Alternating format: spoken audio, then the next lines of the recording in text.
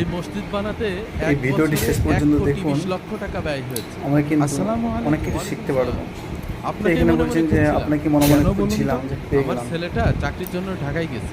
হ্যাঁ, ওর এখানে তিনি চাকরিটা কিন্তু যাতে হয়ে দোয়ার যায়, জন্য বলছেন। এজন্য একটু কিন্তু এই অপর উম্মাদের মন ব্যক্তি খুলে দোয়া করে। তিনি ভাই, দেখলেন কিন্তু দোয়া তো সুন্দর আপনি কথা নিজেই বললেন করতে পারেন। যে ইসলাম ইসলাম কি কিন্তু তোমার ভাইকে কোনো ধর্ম ভাড়া যে এটা নয় 200 টাকা হাতে যে দিয়ে 100 দিলেন, 200 টাকা দোয়া দিয়ে করবেন দিলেন আর আপনার কাজ হয়ে যাবে। আর আমি সেটা কাজ অনেক হয়ে বড় যাবে। গুনাহগার। হুজুর দোয়া করলে যাক, কাজ ইমাম হবে। সাহেব কিন্তু দিয়েছেন, ইমাম সাহেব যে দোয়াটা করছেন দোয়া চেয়েছে আল্লাহ তার দোয়াটা এবার সন্তানের শুনুন। চাকরির জন্য। ইয়া রাব্বুল আলামিন, তার সন্তানকে তুমি একটা চাকরি পাইয়ে দিও।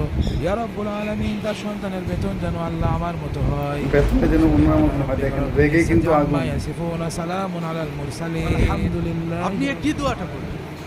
কেন 3000 টাকা বেতনে যদি আমি চলতে পারি তাহলে আপনার সন্তান চলতে পারবে না কেন? আপনার ঠিক, টাকায় তো ঠিক। বরকত আছে। ও বরকত আছে, তাহলে আপনার ছেলের বেতনটা আমাকে দিন আর আমার বেতনটা আপনার ছেলেকে দিন। এইরকম বেতনটা আপনার ইমাম ঘরেই যাক। প্রতিটা মসজিদে হওয়া দরকার।